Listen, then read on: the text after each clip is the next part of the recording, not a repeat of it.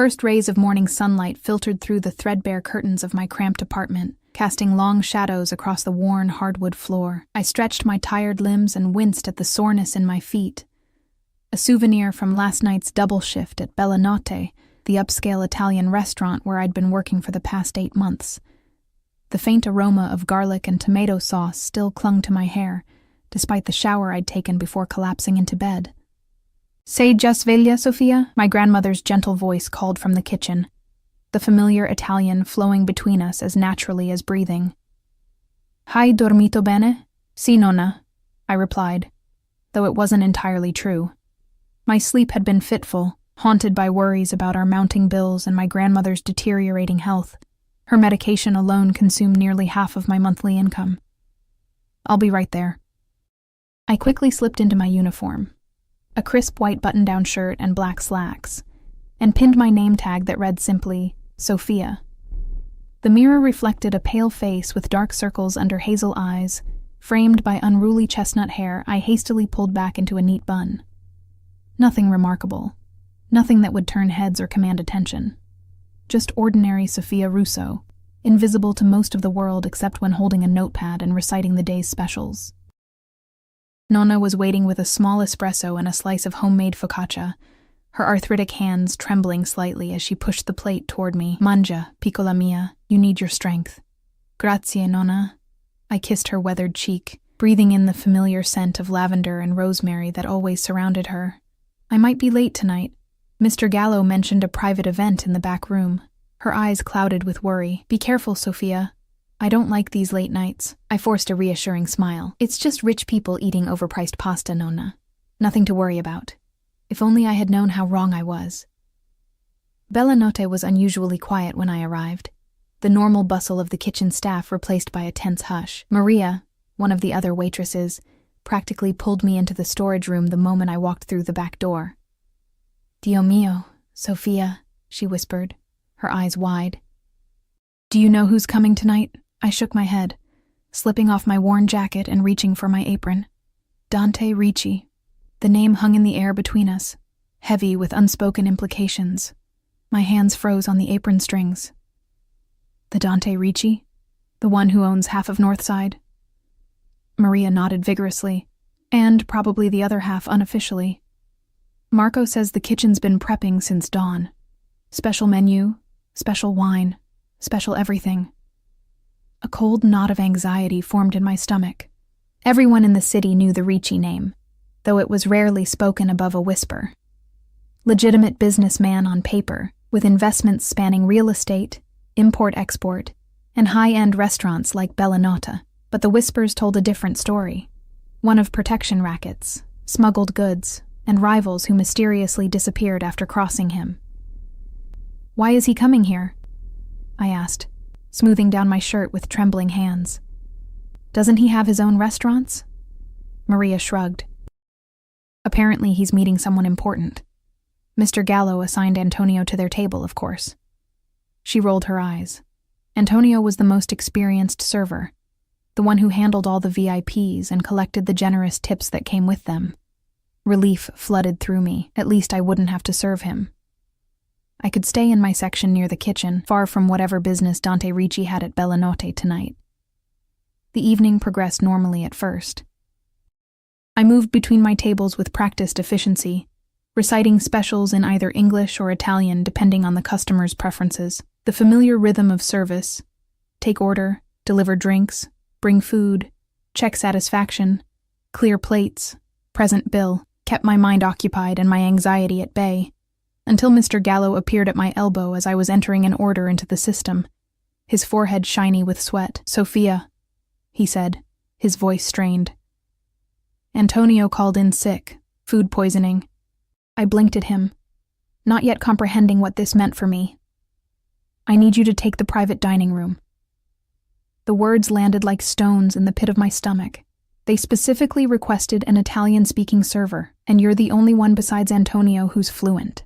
"But Mr. Gallo, I've never handled the private room before," I protested weakly. "Surely Maria or their Italian isn't good enough," he cut me off. "Besides, Signor Ricci and his guests have already been waiting for 10 minutes. He straightened my collar with jittery hands. Just be professional, attentive but not hovering. And for God's sake, don't eavesdrop or stare. Before I could form another objection, he was guiding me toward the private dining room at the back of the restaurant, a secluded space reserved for those willing to pay for absolute privacy. My heart hammered against my ribs, and I could feel beads of sweat forming at my hairline, despite the restaurant's aggressive air conditioning. "Remember," Mr. Gallo murmured as we reached the heavy oak door, "they're just customers. Very important, very generous customers." He knocked once, then pushed the door open, ushering me inside with a hand at the small of my back. The private dining room was dimly lit, with a single crystal chandelier casting a warm glow over the long mahogany table. 5 men were seated around it, their conversation dropping to silence as we entered. 4 of them were clearly guards or associates, broad-shouldered men in dark suits who assessed me with cold, calculating eyes before dismissing me as no threat. But it was the 5th man who commanded the room, who seemed to pull all the light and air toward him, like a black hole bending the fabric of space. Dante Ricci didn't look like the monster from the whispered stories. He was younger than I expected, perhaps in his early 30s, with sharp, aristocratic features and olive skin. His suit was clearly bespoke, the charcoal fabric draping perfectly over his broad shoulders. Dark hair, just long enough to show a hint of wave, was swept back from a face that might have belonged on a Renaissance painting, rather than a man rumored to have ordered countless deaths. "Signor Ricci," Mr. Gallo said, his voice unnaturally high, "please accept my apologies for the delay. This is Sofia, your server for the evening. She speaks fluent Italian and will take excellent care of you." Those dark eyes shifted to me, and I felt a physical jolt as his gaze locked with mine, assessing, penetrating, seeing far more than I wanted anyone to see. His expression remained impassive, but something flickered in those depths. Surprise, perhaps, or curiosity. "Buonasera, Signor Ricci," I managed, proud that my voice remained steady despite the tremor in my hands, which I concealed by clasping them behind my back. "Sono Sofia. Sarò la vostra cameriera stasera. Posso offrirvi qualcosa da bere?" A hint of a smile touched his lips. Not warm, exactly, but approving. When he spoke, his Italian was flawless, the accent distinctly northern, from somewhere around Milan or Lake Como. "Un piacere, Sofia. Bottiglia di Brunello di Montalcino, Riserva 2018. I nodded, making a mental note of the expensive wine selection. "Certamente. E per l'acqua? Naturale o frizzante?" "Frizzante," he replied, still watching me with that unnervingly intense gaze. The other men around the table remained silent, deferring completely to him. "I'll bring your drinks right away and give you a few moments with the menu," I said, switching to English and backing toward the door. Just as my hand touched the handle, his voice stopped me, now in perfect, unaccented English. "You're not Italian-born." It wasn't a question, but I felt compelled to answer anyway. "No, sir. My grandmother is from Florence. She raised me." He nodded, as though confirming something to himself. "Your accent is unusual. Regional but precise. Academic but natural." His head tilted slightly. "Interesting."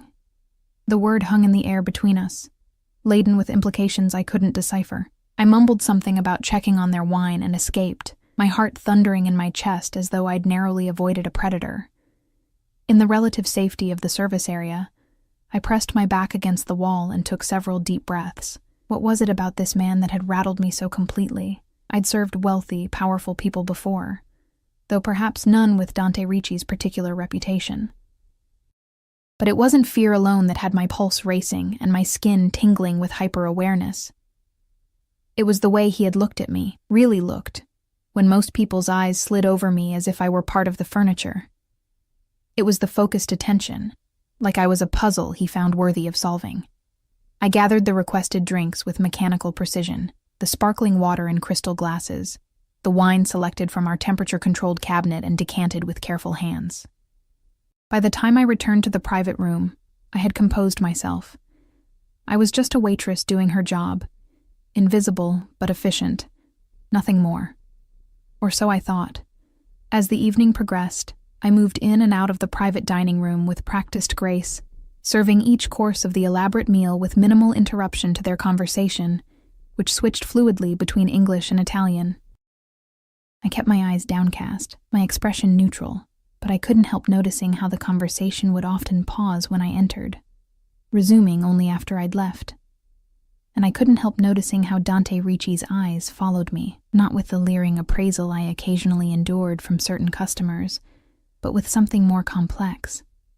Something that made the hair on the back of my neck stand up and my skin flush with heat that had nothing to do with the kitchen's warmth.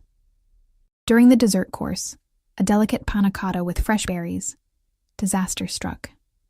As I leaned between two of the bodyguards to place Dante's dessert before him, one of the men shifted suddenly, bumping my arm. The dessert tilted, then slid from the plate entirely, landing with a soft splat directly onto Dante Ricci's pristine white shirt and charcoal tie. Time seemed to freeze. The room fell silent, the atmosphere instantly charged with tension. The man who had bumped me went pale, stammering apologies in rapid Italian. I stood paralyzed, the empty plate still in my hand, horror washing over me in a cold wave. "Mi dispiace tantissimo, signor Ricci," I gasped, grabbing a napkin and instinctively reaching toward the mess. "I'm so sorry. I'll get something to clean." His hand caught my wrist before I could touch him. The grip firm, but not painful. Our eyes met, and for a terrifying moment I saw something dangerous flash in those dark depths. Then, to my astonishment, his expression softened almost imperceptibly. "It was an accident," he said, his voice low and controlled. He released my wrist and turned to the man beside him, who was still apologizing profusely. "Carlo, enough, it's just dessert." But the atmosphere remained tense, the other men watching me with a mixture of pity and wariness, as though I had unwittingly signed my own death warrant. I backed away, mumbling more apologies, and fled to the kitchen to fetch cleaning supplies and report the disaster to Mr. Gallo. My boss's face drained of color when I told him what had happened. "Go back immediately," he ordered, thrusting a clean napkin and club soda into my hands. "Offer to pay for dry cleaning whatever he wants. And pray he's in a forgiving mood." When I returned to the private room, Dante had removed his tie and was dabbing at the stain with a napkin. He looked up as I entered, those dark eyes unreadable. "Signor Ricci," I began, my voice barely above a whisper, "please allow me to help clean your shirt. And I insist on paying for your dry cleaning. I'm so terribly sorry about this." To my surprise, he actually smiled, a small, tight expression that didn't quite reach his eyes. "The tie is ruined, but the shirt will survive. It was an accident, as I said." I approached cautiously and offered the club soda and clean napkin. As he took them from me, our fingers brushed, and an inexplicable current seemed to pass between us, making me jerk back slightly. His eyes narrowed, noticing my reaction. "You're afraid of me," he stated matter-of-factly. I swallowed hard, unsure how to respond. Denying it would be an obvious lie, but admitting it seemed dangerous too. "I respect your position, sir," I finally managed. Something like amusement flickered across his face. "A diplomatic answer." He gestured to the dessert mess. "Perhaps you could bring me another? I find I was looking forward to it." "Of course. Right away." I quickly cleaned up the spilled dessert and retreated to the kitchen, my mind racing. When I returned with a fresh panna cotta, the men had resumed their conversation, though it felt more subdued than before. I placed the dessert carefully before Dante, taking extra care to avoid another accident. "Grazie, Sofia," he said, my name rolling off his tongue in a way that sent an involuntary shiver down my spine. "Prego, signor Ricci. Will there be anything else?" He considered me for a moment, then said something that changed the course of my life forever. "What time do you finish work tonight?" The question hung in the air between us, unexpected and loaded with implications I wasn't ready to face.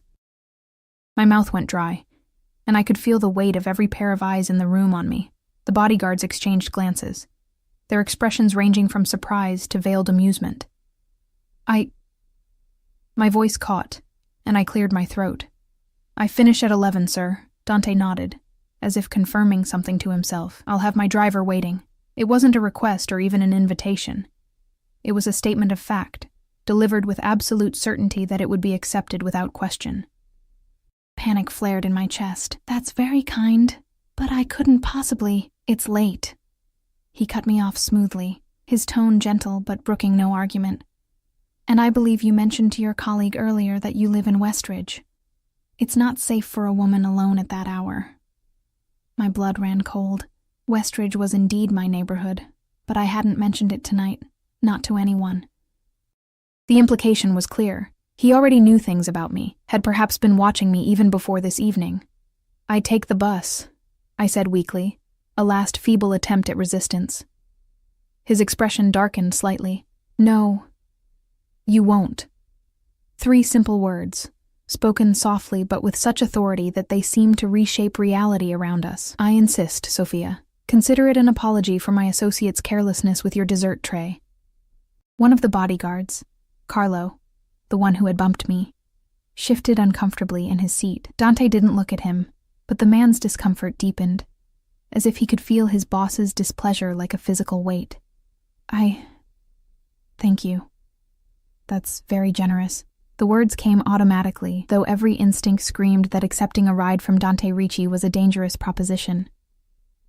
He smiled then, a genuine expression that transformed his face, softening the hard edges and lighting up those dark eyes. "Excellent. Now, we'll take the check whenever you're ready." I nodded and backed out of the room, my mind spinning. What had I just agreed to? And what would happen if I simply slipped out the back door at the end of my shift, avoiding him entirely? As if reading my thoughts, Mr. Gallo appeared at my elbow as I was processing their payment. "Signor Ricci has added a generous tip," he informed me, eyes wide as he looked at the amount, "and he's asked me to ensure you don't leave without speaking to him." My hands trembled as I counted out the register. "Mr. Gallo, I don't think—" "Sophia." His voice dropped to a whisper. "Whatever he wants, it would be unwise to refuse. Men like Dante Ricci aren't accustomed to hearing no." He squeezed my shoulder. "Just be polite, accept the ride, and thank him."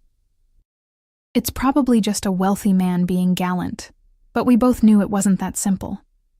Men like Dante Ricci didn't offer rides to waitresses out of mere gallantry. The remainder of my shift passed in a blur of anxiety. I moved mechanically between tables, taking orders and delivering food, but my mind was elsewhere, calculating risks, weighing options, and always circling back to the same conclusion. I had no real choice but to accept the ride. At precisely 11, I clocked out, changed from my work shoes to slightly more comfortable flats, and grabbed my worn leather jacket from the employee locker room. Maria caught me at the back door, her eyes wide with curiosity. "Is it true?" she whispered. "Ricci offered you a ride home?" News traveled fast in restaurants. I nodded reluctantly. "Dio mio, Sophia." She gripped my arm. "Be careful. I've heard stories about girls who catch his eye." "What stories?" I asked, my stomach clenching with dread. She shook her head. They tend to disappear from their normal lives. New apartments, new clothes, new everything." She hesitated. "Some say it's because they want to. Others say," she trailed off, leaving the darker implications unspoken. "It's just a ride," I insisted, trying to convince myself as much as her. "Nothing more." Maria looked unconvinced, but squeezed my hand. "Text me when you get home, okay? And if you don't," she bit her lip. "I will," I promised. "It's really nothing." But as I stepped outside into the cool night air, I knew it wasn't nothing. A sleek black Bentley idled at the curb, its windows tinted to near opacity. As I approached, the rear door swung open, revealing Dante Ricci seated in the luxurious interior, his phone in one hand, his expression unreadable in the dim light. "Sophia," he said, my name rolling off his tongue like something precious. "Please, join me." I hesitated for just a heartbeat before sliding into the seat beside him, the door closing with a soft thud that sounded eerily final to my heightened senses. The interior smelled of expensive leather and his cologne, something subtle and masculine, with notes of sandalwood and amber. I sat rigidly, my purse clutched in my lap, acutely aware of his presence beside me. "Your address?" he asked, one eyebrow raised. I gave it to him, and he relayed it to the driver. A broad-shouldered man whose eyes I briefly met in the rearview mirror before he nodded and pulled away from the curb. "You're uncomfortable," Dante observed after a moment of silence, his tone conversational. I swallowed hard. "I'm not accustomed to riding in vehicles like this," I said carefully. He smiled, a small, knowing expression. "That's not why you're uncomfortable, Sophia. You're afraid of me." The directness caught me off guard. "I don't know you," I replied, trying to keep my voice steady. "Yet you fear me." It wasn't a question. "Because of things you've heard, I assume." I remained silent, unsure how to respond without putting myself in danger. He sighed, leaning back against the seat. "Most of what you've heard is likely true," he said, surprising me with his frankness. "I am not a good man, by conventional standards, but I do have principles." He turned toward me, his dark eyes reflecting the passing streetlights. "I never harm innocent women." The qualification, innocent women, sent a chill down my spine. What happened to the ones he deemed not innocent? "I don't mean to offend you," I said softly. "It's just unexpected, this situation. Because men like me don't notice women like you." There was an edge to his voice now, a hint of something dangerous, because powerful men rarely notice invisible people unless they need something from them, I clarified, surprising myself with my boldness. His expression shifted, surprise and something like respect flickering across his features. "You think yourself invisible?" I glanced down at my simple clothes, my unadorned hands. "I am. To most people. Not to me." The words hung between us, heavy with meaning. "You're Italian." It caught my attention first. Most American-born speakers have a certain academic quality to their accent. "Yours sounds like home." He studied me. "But it was your eyes that truly caught my interest. They reveal everything you try to hide." My pulse quickened. "And what do they reveal, Signor Ricci? Intelligence? Determination? Resilience?" He paused. "And a profound sadness." I looked away, unnerved by how accurately he had read me. "You're very observant. In my position, observation is survival." The car slowed as we approached my neighborhood, a far cry from wherever Dante Ricci called home, with its modest apartment buildings and small convenience stores still open despite the late hour. "You live with your grandmother, yes? The one from Florence." I nodded, wondering again how much he already knew about me. "She raised me after my parents died." "I'm sorry for your loss," he said, sounding genuinely sympathetic. "Family is everything." "It is," I agreed, thinking of Nonna and her mounting medical bills. The reason I worked double shifts and still barely made ends meet. The car pulled up in front of my building, a 3-story walk-up that had seen better days. I reached for the door handle, eager to escape the confining intimacy of the back seat. "Sophia." His voice stopped me. "I have a proposition for you." My hand froze on the handle, my heart suddenly pounding. "A proposition? Not that kind," he said, a hint of amusement in his voice. "Though I won't pretend I find you anything less than captivating." He reached into his jacket and pulled out a business card, handing it to me. "I'm hosting a private dinner at my home this weekend. Several important associates from Italy will be there. I need someone who speaks the language flawlessly to assist with service and translation." I took the card cautiously, feeling the weight of the heavy cardstock between my fingers. "You have staff for that, surely." "I do, but none with your particular skill." He named a figure for a single evening's work that made my eyes widen. "More than I earned in 2 weeks at Bellinota." "Your grandmother's medication is expensive, isn't it?" The reference to Nonna's health situation confirmed my suspicions that he had been investigating me, perhaps for longer than just today. I should have been terrified, but instead, I felt a strange calm settle over me. He was offering a solution to my most pressing problem, even if it came with strings I couldn't yet see. "Why me?" I asked. "There must be professional translators. They lack your authenticity, your understanding of the nuances." His gaze was intense, focused entirely on me, "and they aren't you." The last words hung between us, charged with unspoken meaning. This wasn't just about my language skills, and we both knew it. "I'll consider it," I said finally, slipping the card into my jacket pocket. "The address and details are on the card. Saturday, 7 p.m. He spoke as if my acceptance was already assured.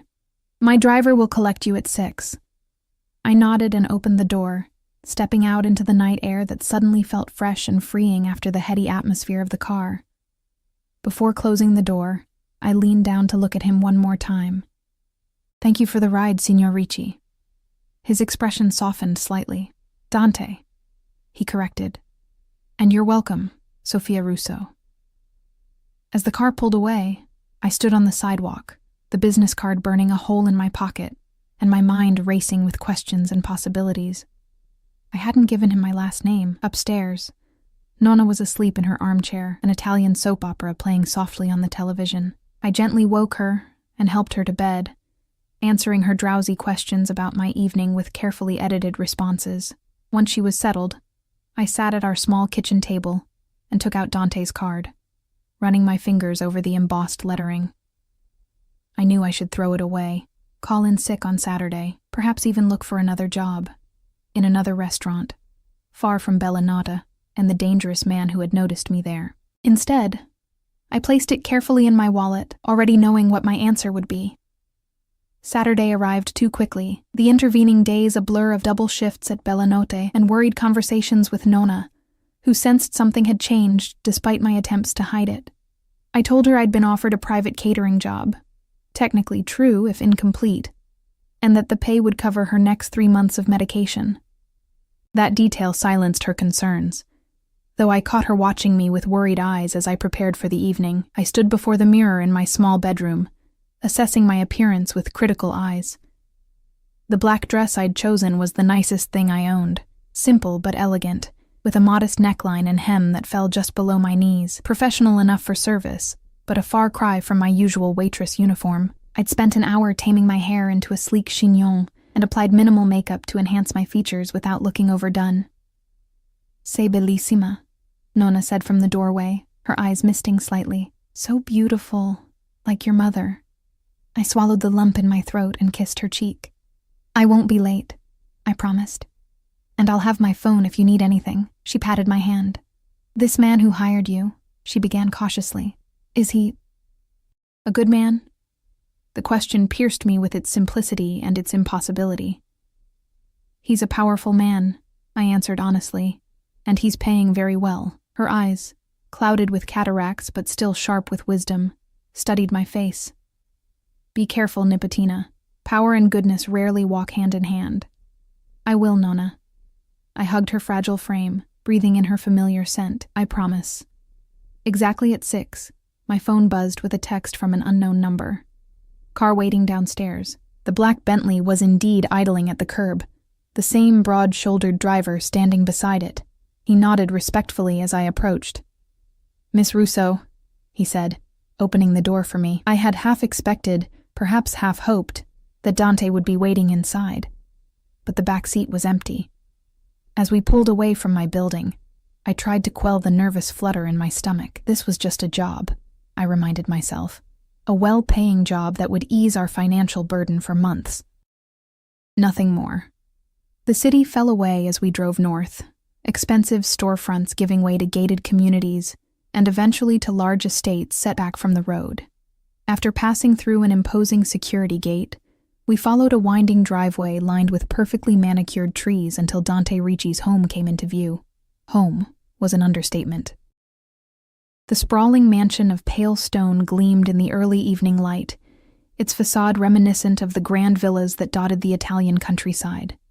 Fountains flanked the circular driveway where several luxury vehicles were already parked, and armed security personnel stood discreetly near each entrance.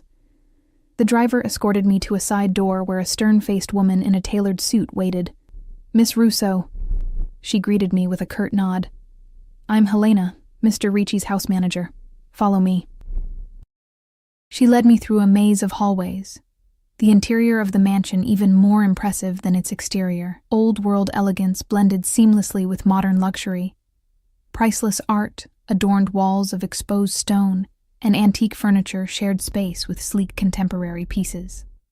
It was like walking through a carefully curated museum, where every object told a story of power and refined taste.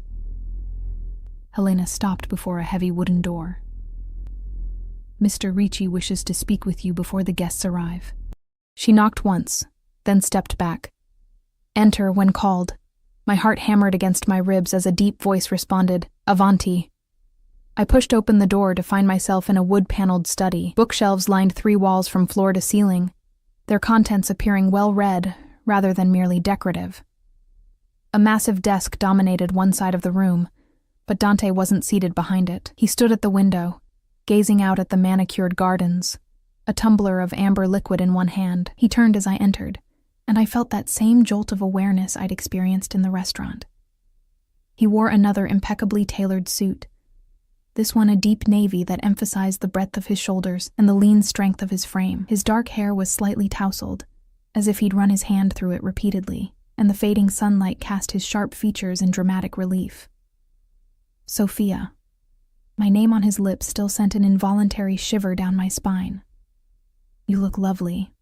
Thank you, I replied, remaining near the door, uncertain of the protocol for this strange arrangement. I hope I'm dressed appropriately for the evening. He approached, stopping a few feet away, close enough that I could smell his cologne, but not so close as to make me uncomfortable. Perfect, as I expected. His eyes moved over me with an appreciation that was admiring, rather than leering. Would you like a drink before I explain tonight's arrangements? I shook my head. I should keep a clear head if I'm working. Something like approval flickered in his expression. Sensible. Though this won't be quite the service position you're accustomed to. He gestured to a pair of leather armchairs near the fireplace. Please, sit for a moment. I perched on the edge of the chair, my back straight, hands folded in my lap. He sat across from me, setting his drink aside and leaning forward slightly. Tonight's dinner is primarily business, but conducted as pleasure, he explained. 6 guests, all Italian, all men with significant influence in various enterprises. They expect a certain level of accommodation. I understand, I said carefully. You want me to serve and translate when needed. He shook his head slightly. I want you to dine with us. My confusion must have shown on my face because he continued. These men respect power, family, and tradition. In their eyes, a man who handles his own service is either too poor to afford staff or too insignificant to warrant them. But a beautiful, intelligent woman who speaks their language fluently? His lips curved in a slight smile. That's an asset they'll respect. You want me to pretend to be, what, your girlfriend? I asked, heat rising to my cheeks. Nothing so defined, he replied smoothly. My guest. Nothing more will be stated or implied. He studied my reaction. Does that make you uncomfortable? It should have. Every warning bell in my head was ringing, yet I found myself considering it. Will I still be paid the amount we discussed? Of course. This changes nothing about our financial arrangement.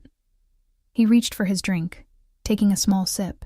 I'm merely asking you to sit at my table, rather than stand beside it. I considered for a moment. I'm not sure I understand why you need me for this role.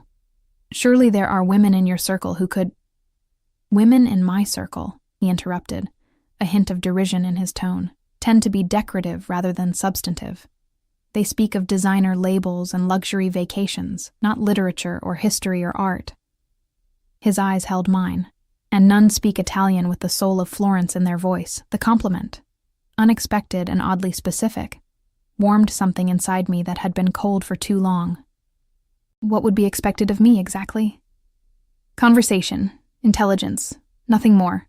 He set his glass down decisively. And perhaps your insights afterward. These men reveal themselves differently when a beautiful woman is present.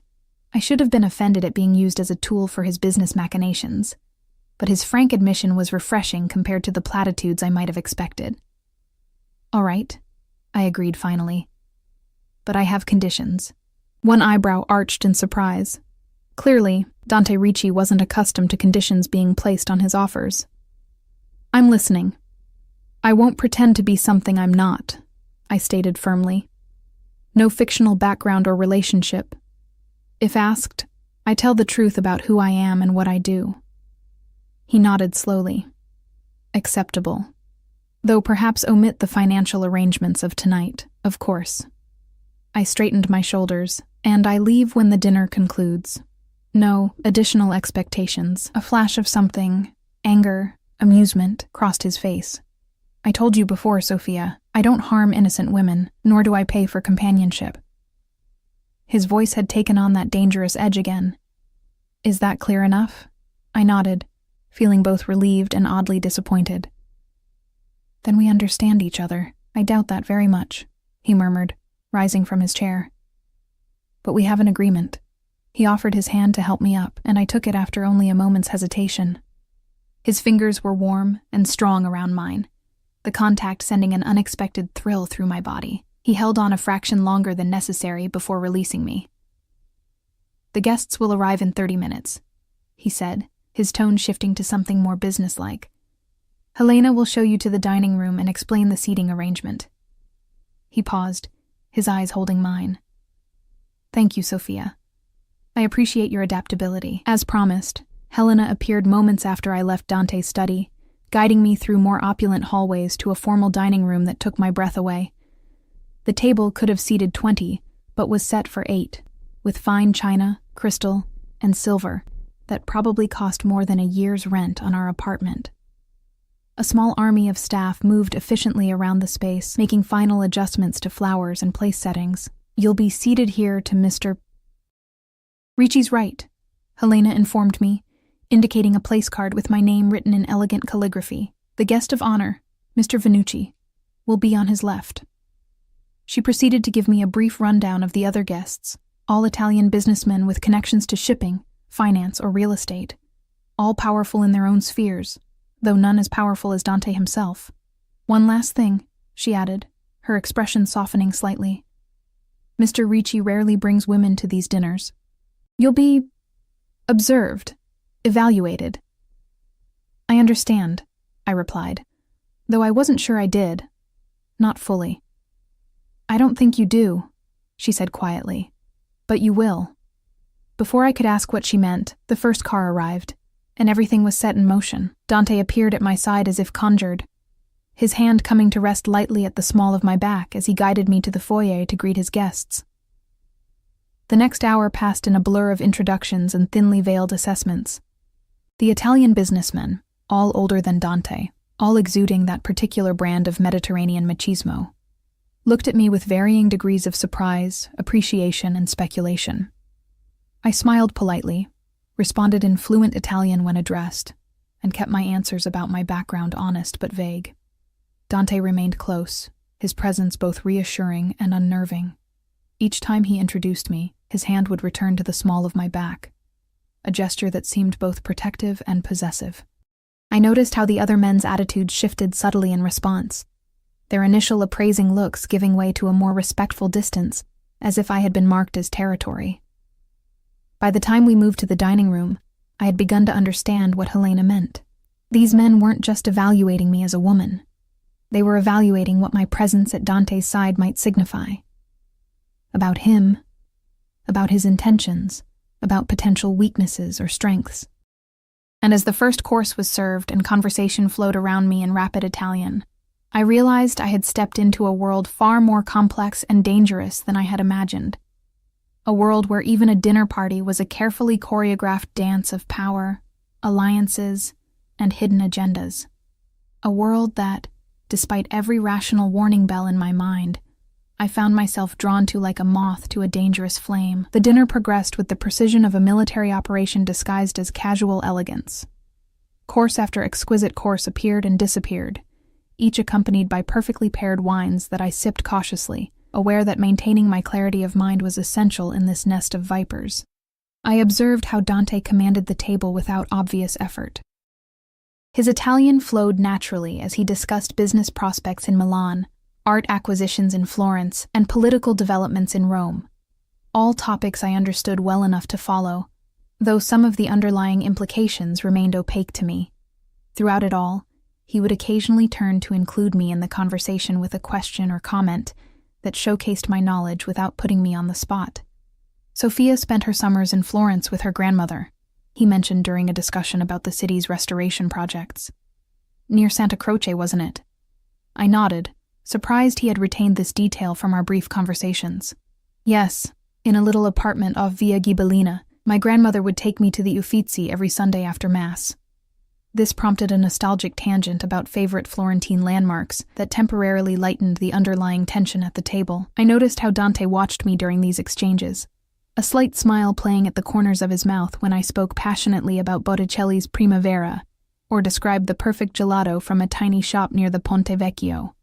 The oldest guest, Venucci, a silver-haired man with shrewd eyes and an elaborate gold watch that he consulted frequently, seemed particularly interested in my background. "And what brings a Florentine rose to our humble city?" he asked, his gaze flicking between Dante and me with undisguised curiosity. "Circumstance and necessity," I answered honestly. "My grandmother's health required a move, and we had distant family here who could help initially. And now you assist Dante with his business endeavors?" The question carried weighted implications. Before I could respond, Dante's hand came to rest on mine where it lay on the table, a gesture both casual and deliberate that sent a jolt of awareness up my arm. His thumb traced a small circle on my skin, so briefly I might have imagined it. "Sophia has a remarkable ability to see what others miss," he said, his tone light, but his eyes conveying something more serious to Venucci. "A quality I've come to value greatly." The older man nodded slowly, understanding some message I couldn't fully decipher. "Indeed. Such perception is rare." He raised his glass in a small toast toward me. "And precious." As the dinner moved into its final courses, I became increasingly aware of the currents flowing beneath the seemingly mundane conversation. Business discussions veiled in metaphor, alliances formed and tested through casual mentions of shared acquaintances, subtle warnings delivered in anecdotes about unfortunate ends met by unnamed associates. It was fascinating and terrifying, like watching predators circle each other in an elaborate dance where one misstep could be fatal. Throughout it all, Dante remained controlled, commanding, and, most disconcertingly, attentive to me in ways that felt genuine rather than performative. When I shivered slightly as the air conditioning cycled on, he immediately noticed and signaled to a staff member who appeared with a fine cashmere wrap for my shoulders. When the conversation ventured into territory clearly meant to exclude me, crude jokes and references to entertainment procured during past business trips, he smoothly redirected it with a few choice words that made it clear such topics were unwelcome in my presence. By the time dessert was served, a delicate tiramisu that momentarily transported me to my grandmother's kitchen, I had gained a new understanding of the man seated beside me. Dante Ricci was dangerous, yes, and capable of violence and ruthlessness I could only imagine. But he also possessed a code, principles that governed his actions and shaped the world around him. He commanded respect not merely through fear, but through a complex alchemy of intimidation, intelligence, and what could almost be called honor. And most disturbing of all, I found myself drawn to him, not despite the danger he represented, but in some confused, primal way, because of it. After dessert, Dante suggested the men retire to the terrace for cigars and cognac. As they rose from the table, he turned to me. "Would you prefer to join us or take coffee in the library? Helena can show you." The choice itself was significant, offering me an escape from the masculine ritual to follow while making it clear I was welcome to join if I wished. "The library, I think," I replied, sensing that the men might speak more freely without my presence, which would give Dante an advantage he clearly sought. "If you don't mind." "Of course." His fingers brushed my shoulder as he helped adjust the wrap around me, a fleeting touch that nonetheless left my skin tingling. "I'll join you when our guests depart." The library proved to be my idea of heaven. A vast, 2-story room with rolling ladders to access upper shelves, comfortable reading nooks, and volumes in multiple languages arranged by subject rather than mere aesthetics. Helena brought coffee on a silver tray, then discreetly withdrew, leaving me alone in this sanctuary of knowledge. I moved slowly along the shelves, trailing my fingers across leather spines and cloth bindings, breathing in the comforting scent of paper and ink. Many of the books were first editions or rare prints, their value immeasurable to collectors. I carefully selected a volume of Dante Alighieri's works, an irony not lost on me, and settled into a deep armchair near the fireplace, where flames crackled softly. I lost track of time as I immersed myself in the familiar rhythm of the poetry, the words transporting me far from this mansion and its dangerous owner. When the library door opened, I started, looking up to find Dante watching me from the threshold, his expression unreadable. "The Divine Comedy," he noted, approaching with silent steps. "A fitting choice." I closed the book carefully. "Are your guests gone?" "All but Vannucci. He's taking a call in my study." He lowered himself into the chair opposite mine, loosening his tie with one hand, the gesture oddly intimate. "Did you find everything comfortable here?" "It's a beautiful room," I said sincerely. "Your collection is impressive. Many were my father's. Others I've acquired over the years." He studied me for a moment. "You did well tonight. Better than well." "Thank you." I set the book aside.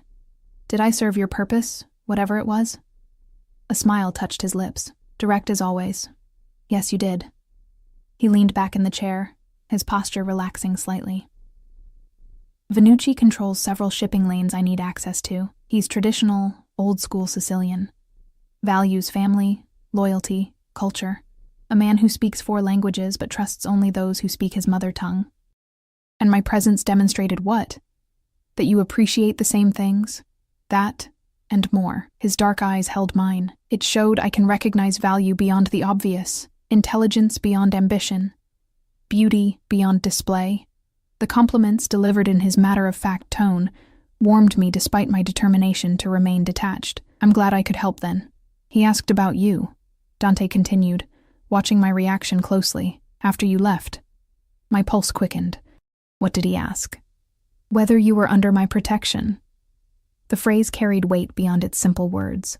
A status, a designation in his world that meant far more than casual association. "And what did you tell him?" I asked, my mouth suddenly dry. Dante's gaze was steady, unwavering. I told him yes. The single word hung between us, laden with implications I wasn't sure I fully understood, or wanted to. "I didn't ask for your protection," I said finally. "No, you didn't." He leaned forward slightly. "But in my world, Sophia, there are rarely neutral positions. One is either protected or vulnerable. And I find I cannot bear the thought of you being vulnerable." I swallowed hard, trying to process what he was saying. "What does that mean exactly, this protection?" "It means no one in my organization or sphere of influence will harm you. It means certain privileges and considerations." His voice dropped slightly. "It also means association with me, with all the benefits and complications that entails." "And what do you expect in return?" I asked, the practical question slipping out before I could soften it. Rather than being offended, he seemed to appreciate my directness. "Initially, nothing beyond what you've already given tonight. Your presence, your insight." He paused. "Perhaps in time your trust. Trust is earned," I said quietly. "Yes, it is." He rose from the chair in a fluid motion and extended his hand to me. "Come. I should get you home to your grandmother. It's late." I placed my hand in his, allowing him to help me to my feet. We stood close for a moment, too close, his cologne enveloping me, his warmth radiating in the space between us. I looked up to find his eyes darker than before, intent on my face with an expression that made my breath catch. "Dante," a voice called from the doorway, breaking the moment. Vannucci stood there, his phone still in hand, eyes moving between us with knowing assessment. "Forgive the interruption. My car has arrived." Dante stepped back smoothly, though his hand remained at the small of my back. "Of course. We'll walk you out." As we moved through the mansion toward the front entrance, Vannucci fell into step beside me. "It was a pleasure to meet you, Ms. Russo," he said in Italian. "A true daughter of Florence, rare to find such authenticity so far from home." "Grazie, Signor Vannucci," I replied in the same language. "The pleasure was mine." At the door, he took my hand and bowed over it in an old-world gesture. "I hope we'll meet again." His eyes shifted to Dante. "She brings light to your shadows, my friend. Don't lose her." After Vannucci's departure, Dante instructed his driver to bring the car around, then turned to me. "I have something for you before you go." He reached into his pocket and withdrew a small envelope, pressing it into my hand. "Your payment, as agreed." The envelope was heavy, and I knew without looking that it contained cash, probably more than the agreed-upon amount. "Thank you," I said, slipping it into my purse. "There's something else." He produced a small box, about the size of a deck of cards. A gift. Not part of our arrangement. I hesitated, understanding instinctively that accepting a gift changed the nature of our interaction in some fundamental way. I can't. You can, he interrupted gently. It's not diamonds or obligation, Sophia. Just something practical. Curiosity won over caution, and I accepted the box, opening it to find a sleek smartphone, clearly expensive and new. I looked up in confusion. Your current phone has a cracked screen and dies by mid-afternoon, he explained. This one has better battery life and a direct line to me if you ever need anything. He raised a hand when I started to protest. It's prepaid for 2 years. No tracking, no monitoring, just reliable communication. For your grandmother's sake, if nothing else. The mention of Nonna hit its mark. A reliable phone would ease my constant worry about being unreachable in an emergency. Still, I hesitated. It's a phone, Sophia, not a caller, Dante said softly, reading my reluctance. Accept it or don't, but don't overthink it. His driver appeared at that moment to announce the car was ready. Dante walked me out, his hand again finding that spot at the small of my back that was beginning to feel like it belonged to him. At the car, he opened the door for me, but stopped me with a light touch on my arm before I could slide inside. One more thing, he said, his voice low. There's a charity gala at the art museum next Saturday. I'd like you to accompany me. It wasn't phrased as a command, yet it didn't quite feel like a request either. As your translator again? I asked. As my guest. His eyes held mine. Properly this time. I'll send a car at 7. I should have said no. Should have maintained boundaries, kept our arrangement transactional and limited. Instead, I heard myself say, I don't have anything suitable to wear to a gala. A smile curved his lips, a genuine one that reached his eyes and transformed his face. That can be arranged. Is that a yes? I nodded, unable to form the refusal my better judgment screamed for. Yes. The week passed in a daze of normality that felt increasingly surreal. I worked my shifts at Bella Notte, helped Nonna with her physical therapy exercises, and pretended that my life hadn't fundamentally changed, but it had. The envelope of cash had paid Nonna's medical bills for the next 4 months, with enough left over to repair our ancient refrigerator. The new phone sat on my nightstand, its presence both reassuring and unsettling, and Dante Ricci occupied my thoughts in ways that both thrilled and terrified me. He didn't contact me until Wednesday, when a simple text arrived. Looking forward to Saturday, car will arrive at 6:30 instead of 7. D. No questions about my welfare, no small talk, no pressure. Just a straightforward communication that somehow left me more intrigued than a dozen flowery messages might have. I replied with a simple, I'll be ready, then spent an embarrassing amount of time wondering if I should have said more. On Thursday, a delivery arrived. A large garment bag from an exclusive boutique I'd never dared enter, accompanied by a sleek box containing shoes and a small clutch purse. The note inside read simply, no pressure to wear these if they don't suit.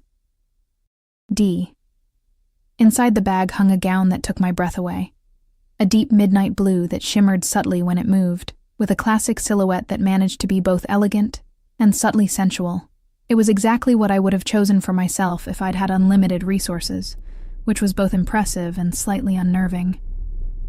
Nonna watched me hold it against myself in front of the mirror, her expression thoughtful.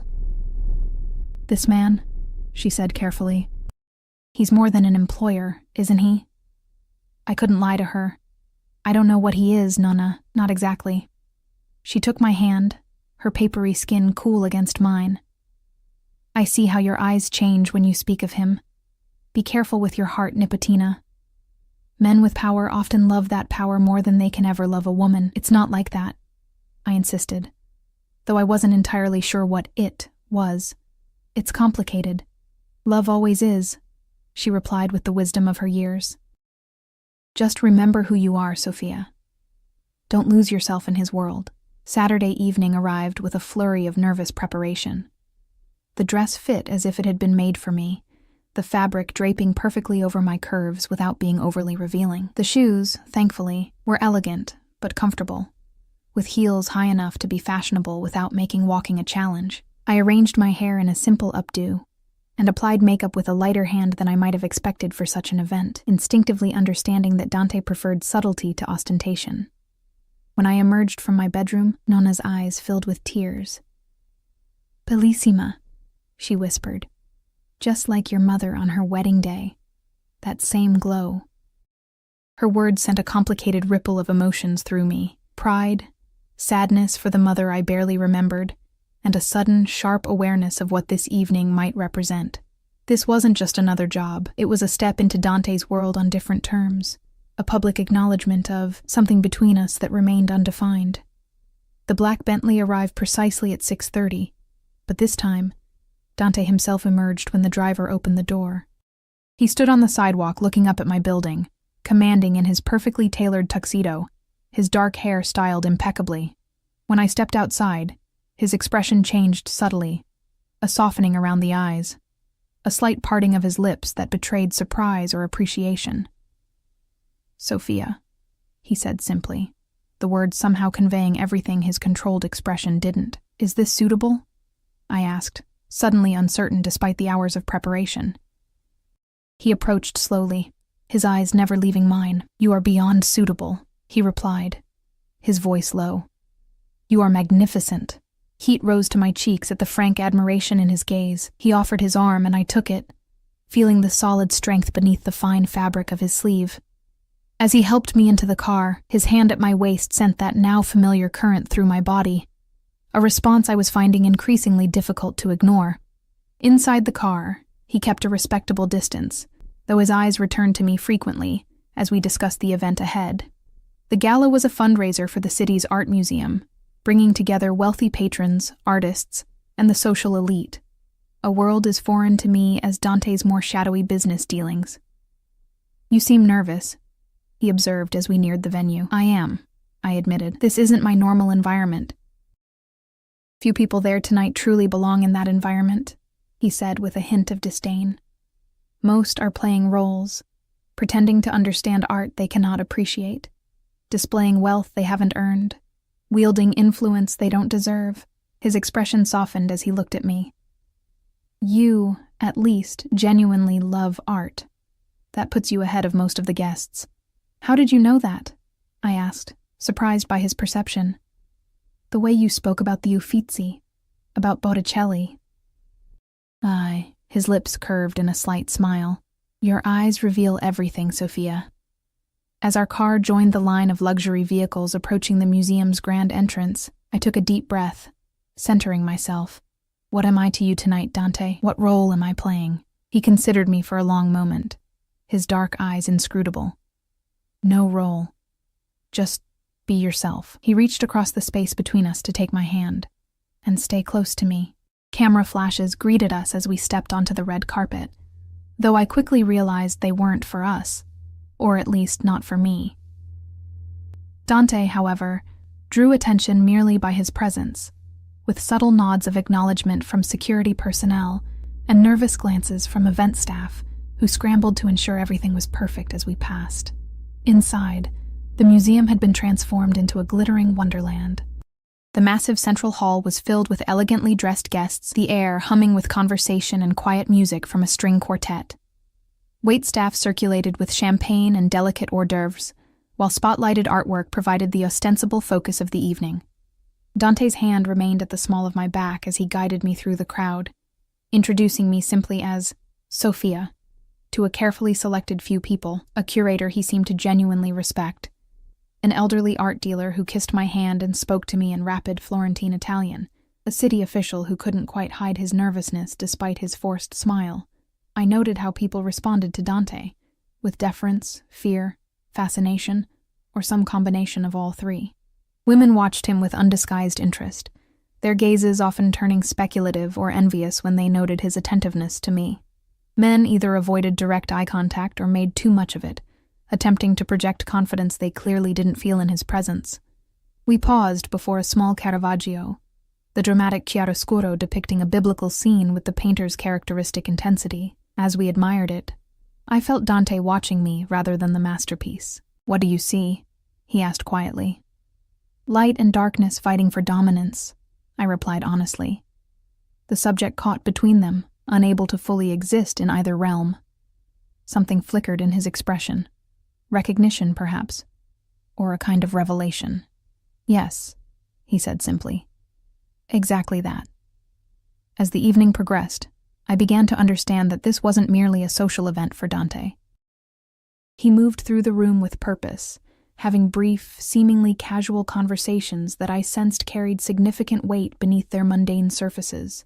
Business conducted in plain sight, alliances formed and reinforced, subtle warnings delivered with a smile and a handshake, and through it all, he kept me close, included me in ways that made it clear to observers that I wasn't merely an accessory or arm candy, but someone whose presence mattered to him. When I spoke, he listened. When I admired a particular artwork, he took the time to appreciate it with me. When my feet began to tire from standing, he found us a quiet alcove with seating, before I had even mentioned my discomfort. It was during one of these moments, seated in a relatively private corner with glasses of champagne, that I finally asked the question that had been building in me all evening. "Why me, Dante? Of all the women you could have brought tonight? Women who already belong in this world. Why choose a waitress who lives in a run-down apartment with her grandmother?" He studied me for a long moment, his expression unreadable. Then he set down his glass and turned to face me fully. "Because you're real," he said finally. "In my world, Sophia, authenticity is the rarest commodity. I am surrounded by people who want something from me. My money, my influence, my protection. People who present carefully constructed facades and tell me what they think I want to hear." His voice dropped lower. "But you... From the moment you spilled dessert on my shirt and looked at me with terror and defiance in those expressive eyes, you have been nothing but genuinely yourself." He reached out, his fingers lightly tracing the line of my jaw in a touch so gentle, it made my breath catch. "Do you know how precious that is? How irresistible?" I couldn't look away from the intensity in his gaze. "It seems like a small thing to build whatever this is upon. It's everything," he countered. "And this, as you call it, is something I haven't quite defined myself." His thumb brushed across my lower lip in a whisper of a touch. "But I'd like to explore it further, if you're willing." The moment hung suspended between us, charged with possibility. I knew I stood at a crossroads, one path leading back to my ordinary life with its struggles and simple pleasures, the other leading into Dante's world of danger, luxury, and moral complexity. A world where I might lose myself, as Nona had warned. But looking into his eyes, I saw something beyond the powerful, dangerous man others feared. I saw loneliness, a hunger for connection, and a capacity for tenderness that perhaps no one else was allowed to witness. "I'm willing," I said softly. "But I need you to understand something." His hand stilled against my cheek. "Tell me." "I won't be owned or controlled, Dante. Protection is one thing, possession is another." I held his gaze steadily. "I have to remain myself, even if I'm in your world." Something like admiration flickered in his expression. "I wouldn't want you any other way, Sophia. Your fire is what draws me to you." His voice dropped to nearly a whisper. "I don't want to extinguish it. I want to bask in its light." Perhaps it was the champagne, or the romantic setting, or simply the culmination of the tension that had been building between us since that first night at Bellinotti. Whatever the reason, I found myself leaning toward him as he moved closer, our lips meeting in a kiss that started gentle but quickly deepened into something that made my heart race and my mind go blissfully blank. When we finally broke apart, his eyes had darkened to midnight, his controlled facade momentarily shattered to reveal raw desire and something more complex. A vulnerability I never expected to see in Dante Ricci. "Come," he said, taking my hand and helping me to my feet. "I think we've made enough of an appearance for tonight." As we left the gala, his arm wrapped possessively around my waist. I knew I was leaving more than just the event behind. I was stepping fully into a new chapter of my life, one filled with danger and passion, luxury and complexity. A life at the side of a man who moved in shadows, but who had somehow brought unexpected light into my world. In the car, As the city lights blurred past the windows, Dante held my hand, his thumb tracing gentle circles on my skin. "Where would you like to go?" he asked, his voice soft in the dimness. I thought of Nonna waiting at home, of my shift at Bella Notte tomorrow, of all the mundane realities that still anchored me to my old life. But looking at Dante, this dangerous, complicated man who had somehow seen value in me when I believed myself invisible, I made my choice. "With you," I replied simply. "I want to go with you." His smile in response was like watching a sunrise, a gradual warming that transformed his entire face and reached his eyes with a promise of something I never expected to find in his dangerous world. "Hope, then with me you shall be," he said, lifting my hand to his lips. "For as long as you choose." And in that moment, despite all the warnings and complications and the vastly different worlds we came from, I knew I had found something rare and precious. A man who valued my strength as much as my vulnerability, who offered protection without demanding submission, who had somehow found the light within his darkness. A man I could love, despite the danger, perhaps even because of it.